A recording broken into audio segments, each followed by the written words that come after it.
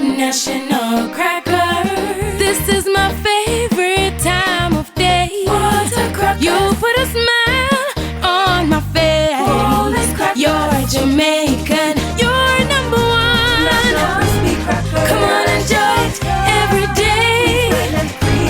You can have it in so many ways. You make it a perfect Jamaican moment when you make it national. Talk Up Yout, brought to you by National Baking Company, a Stanley and Empress production. Can you imagine, from all the abuses and injustice faced by our youths today, sexual abuse, drugs, crime, depression, I am still alone. Healing, can I rise again? Talk up youth, talk up youth, talk up youth, talk up youth, talk up youth, talk up youth. Hello, my youths. It's not time to talk up, it's time to listen up.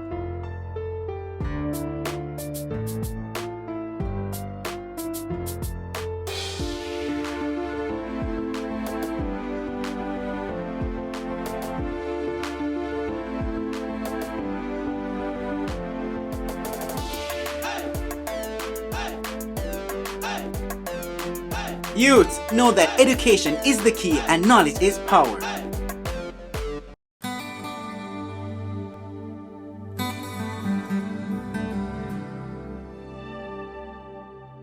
My youth, my people, we thank you for helping us shatter the silence, and thank you for lending an ear to the various youth that make up our Jamaica.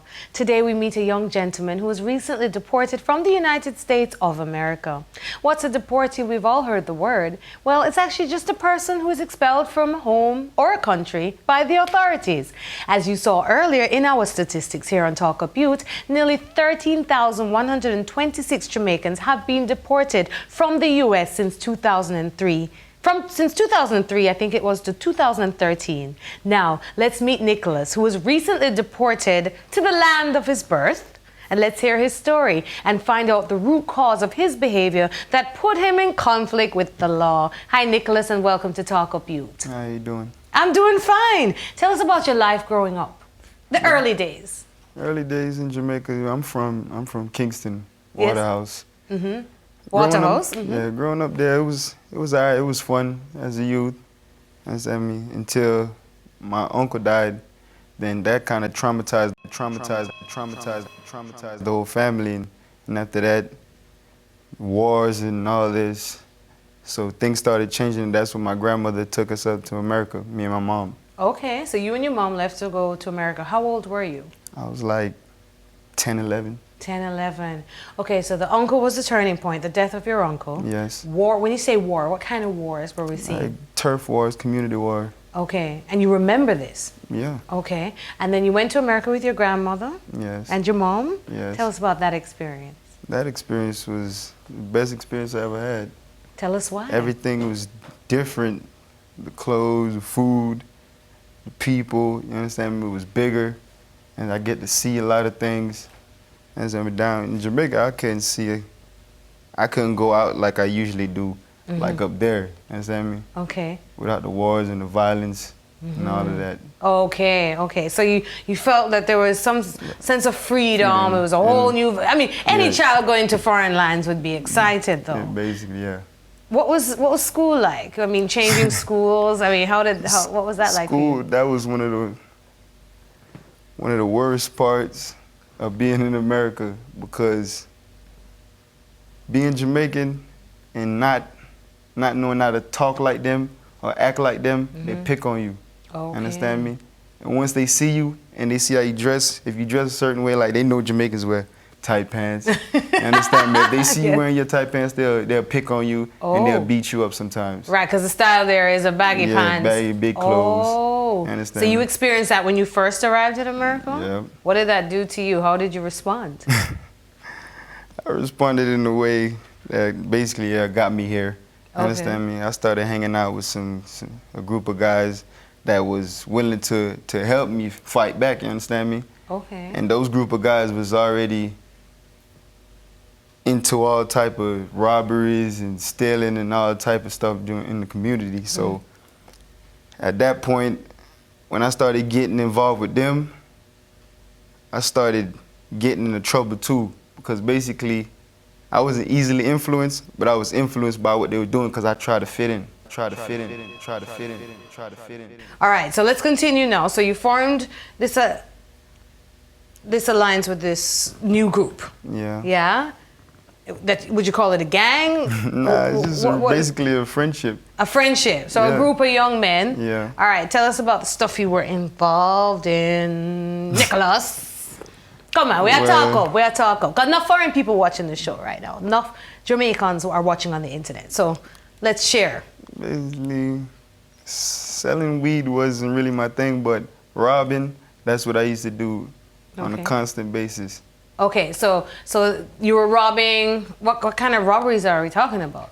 Like gun robberies, burglaries, stealing, basically anything to take something. Okay. Why did y'all want to take something? What was it about? Is it that you didn't have these things? Were you in financial need?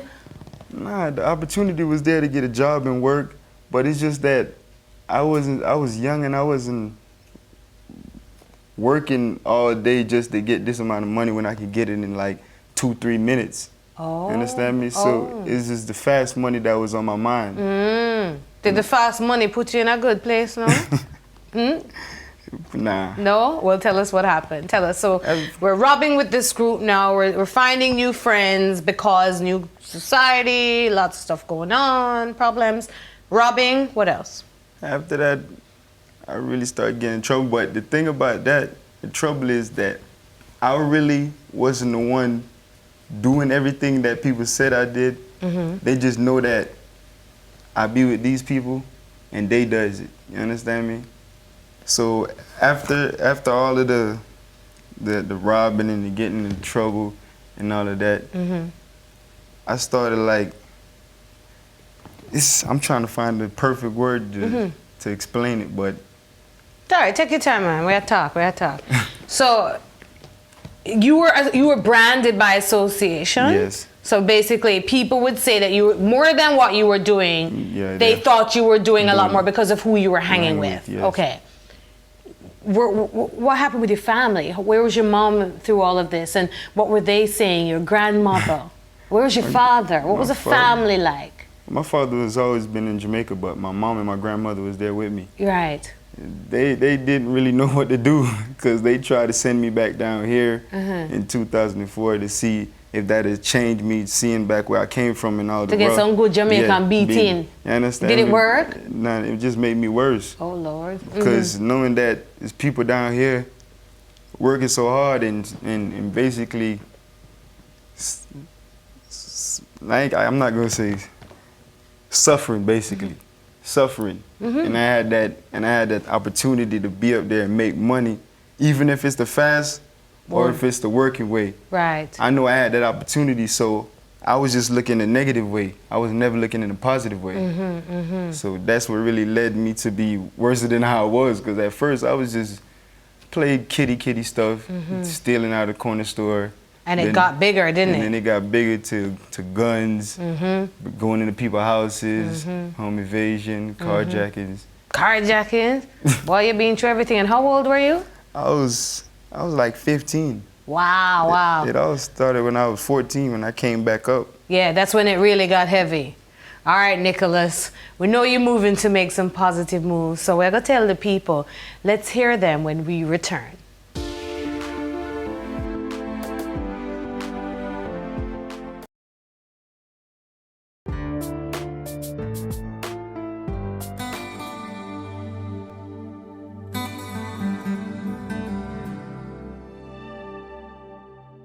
Okay, Nicholas, we've heard... Hey, people, sorry, I'm just caught up with Nicholas. Okay, my youth, welcome. We've been hearing from Nicholas about common teen issues, bullying, fighting, peer pressure, robbery, everything that progressed into a bigger issue. But let's hear some more about Nicholas and his deportation. What happened? I'm glad you're back home on Talk Up Youth. You know, we love to have our Jamaicans back home. But how did you get deported? I got deported over some drug charges. I had caught a delivery charge. I went to court, been through all of the, I got sentenced 2 years, you understand me? And that's when I did my 2 years, immigration came and got me. And I was in immigration for like 6 months. They told me I could fight my case, but I was like fed up really. I was tired of jail. I was tired of being incarcerated. I was tired of people telling me what to do. You How many understand? times have you been incarcerated? Oh, you laugh. Wow, I can't even count. I've been getting incarcerated since I was 14. Wow, so you've been in and out. You've just really had a problem with the law for a long time. Yeah. But this was a turning moment. Why didn't they deport you earlier? Why now? Because I was a juvenile. Okay, so after you become a juvenile. After I became an adult, they basically deported me, yeah. Okay. All right, tell me the process of deportation. So you were caught and locked up for marijuana. Yes. Quickly, what happened there? Yeah. Real quick. After 30 seconds. After I got locked up for marijuana, Yeah. I did my little process doing court. They asked me if I wanted to fight my case or not. I told them, nah, I'm all right. Just send me back to my country. What were you charged for? The same thing. It's just The sale of. Yeah, of marijuana. Okay. All right. So immigration now. Tell us that process of getting on the plane. How does it work? How do you come home? They basically they shackle you. They shackle you. They shackle you. They shackle you. They shackle you from waist down to your legs, and they put you on the plane one by one. We open the line. I don't know how they do it, but they separate us in a way that I don't really know how. And they just bring us over here. The thing I don't like about that is that they bring us to the airport, and then after that, they bring us to a jail. Like, I'm in my country, I'm supposed to be free, I'm supposed to be able to walk. Oh, so when you land in Jamaica, Yes. you end up in Yes. another cell. They take me back. No, I wasn't in the cell, but Okay. it was basically I was like incarcerated for the moment because I couldn't leave. They took us down to Mobile Reserve. Basically. Okay. So tell me, when you landed in Jamaica, tell us that journey.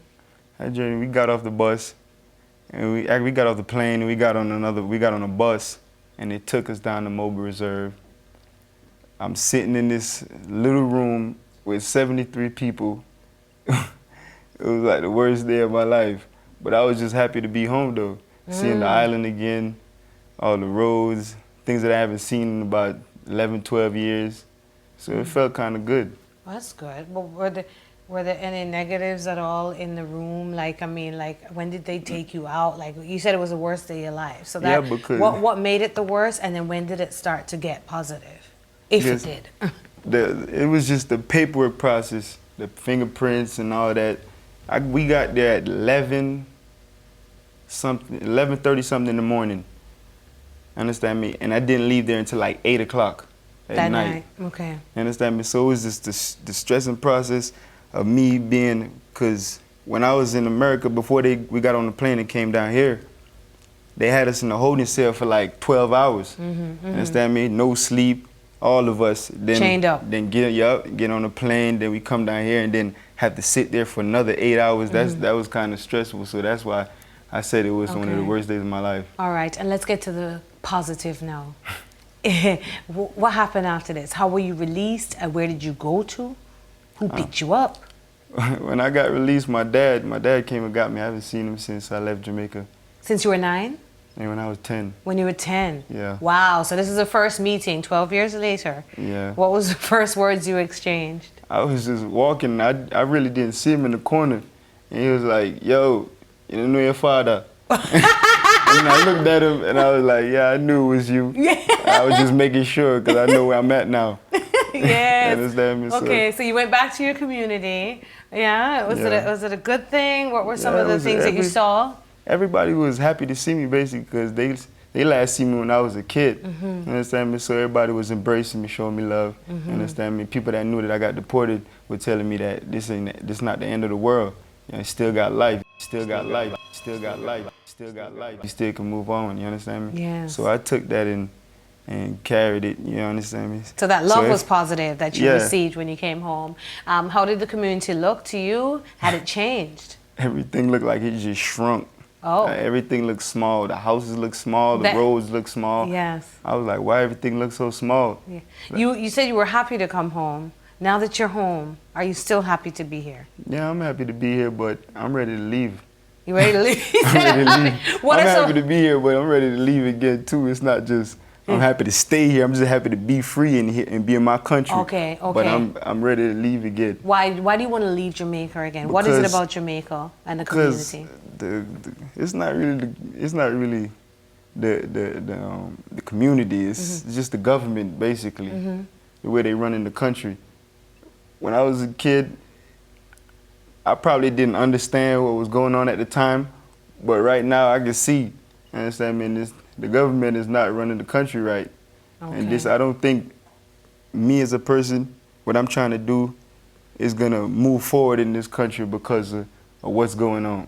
Okay, what is it that you want to do to move forward? Me, right now my plans, I want to be a mechanic, but in a different way, kind of, because I'm trying to go back to school to get my business degree. Right. So I can start my own business. So why can't you go back to school? How would the government hinder that process? See, it's just the money. It's the money. It's the money thing. You have to pay for education in Jamaica.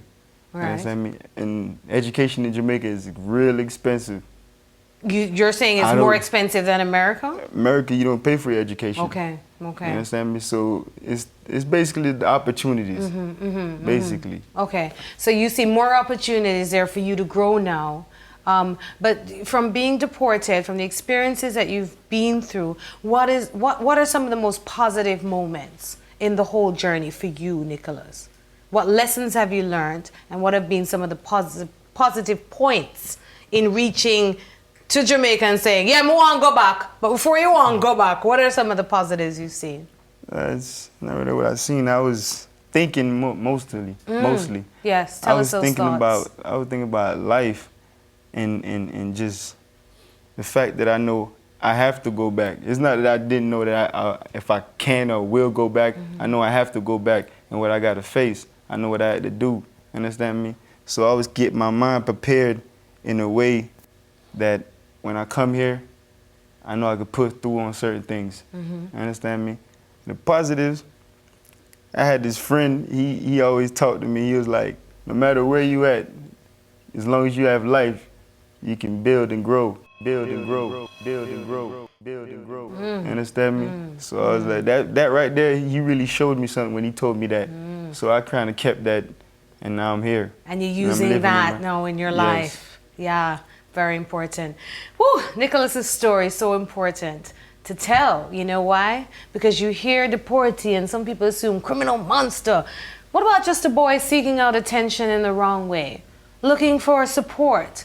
Or a boy that has a lot of potential, a lot of dreams, wants his education, wants to go far. He's positive. And we're going to hear more about that in just a second.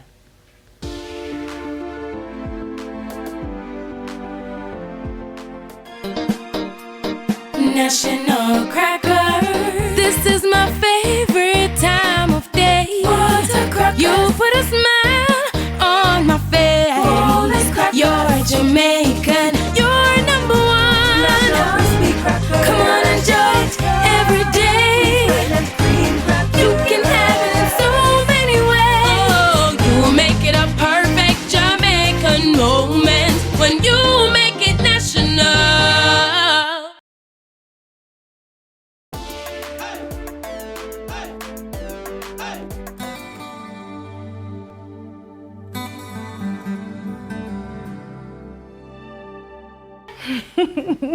Hi, my people. It's Talk Up Youth. Yes, we're here speaking with Nicholas, who's just 23 and was recently deported to Jamaica, but in a positive space right now and has big plans and big dreams. We welcome Dr. Ruth White, who has flown into Jamaica to work with us, and some of our Talk Up Youth guests. Welcome again, Dr. White. Nice to be here. Good to see you. Let's get straight to it. Comment on what you've been hearing from Nicholas. Well, Nicholas has been in a situation where I've worked with a lot of Jamaican youth who have been deported, and a lot of it has to do with the adjustment from one culture to another. I think also that a lot of people don't realize their citizenship rights because they can't deport you as a citizen. But if you have a green card, they can deport you. So once you get into a legal situation that, especially like a felony, so things like what he was talking about, robbery and things like that, then you will get deported. Sometimes they deport you before you serve a sentence, depending on how long is your sentence. For him, it was 2 years, so they deport him after the 2 years. I think one thing to clarify is that education is not free in America, but people borrow money in America. It's just that it's harder to come by the money when you're in Jamaica to do the education than it is necessarily if you're in the States, especially for certain kinds of programs, because he wants to be an auto mechanic, and if he wanted to do that in the States, it would be a 2-year program at a local community college, which would be very, very reasonable. You could work and do it. Is that what you're saying, Nicholas? Basically. Yeah, it would be very cheap. And have you searched for those opportunities here? What about internships or apprenticeships here in Jamaica? Have you been able to try that route? Maybe. No? No, I haven't done it, like really anything yet. Okay, but that's where you want to go. And what Yes. you're seeing so far from looking into it looks tough. Yes. All right. He's going to need the education to start with, because most people are not going to hire him without at least something. Okay, well, you said something start very that just stuck out in my mind, and I want to talk about that. You talked about being a citizen or having your green card. Were you a citizen of America? You had a green card only. Yeah, so, you can't deport a citizen. right. No, you want to go back, but is that even possible? No. Is it possible? You say no, Dr. He Wu? can't go back. What? You can't go back once you're deported. I mean, you Okay. can go England, but you can't go back. Okay, so you can't go to America. Did you know that? I could go back. You can. Okay, by law, I'm just trying to. Yeah, I got the laws in at my house. Okay. But you can't go back now. Not now. No, I had yeah. to wait like 10 years. 10 year Yeah, period. I think there's a 10-year Okay, window. all right. So there is a possibility. But Okay, you what have are to, the and you have to apply. Yes. Okay. So it's not like you can automatically That's go. It's like applying for a visa. They might give you or they might not. Okay. But generally speaking, when you get deported, they're not willing to take you back, especially based on certain crimes. Depends on your charges. Yes, and some of his charges, they're not likely to bring you back because if they're violent charges or drug charges, pretty much they're not going to bring you back. Oh, wow. Okay. So, with that said, we know that you might possibly be in Jamaica for the next 5 to 10 years. What are the positive things that you have planned? I'm really trying to go back to school. Really. That's what I'm trying to do because I haven't been to school in like the past 5 years. Okay. My high school years was gone. I didn't go to high school, period. So you wasted high school. You wasted that opportunity. In and out of jail. In and out of jail. Really what I'm trying to do, I'm trying to get into school and work on my trade. Once I work on my trade and I get that done, then I can move on to other things. Okay.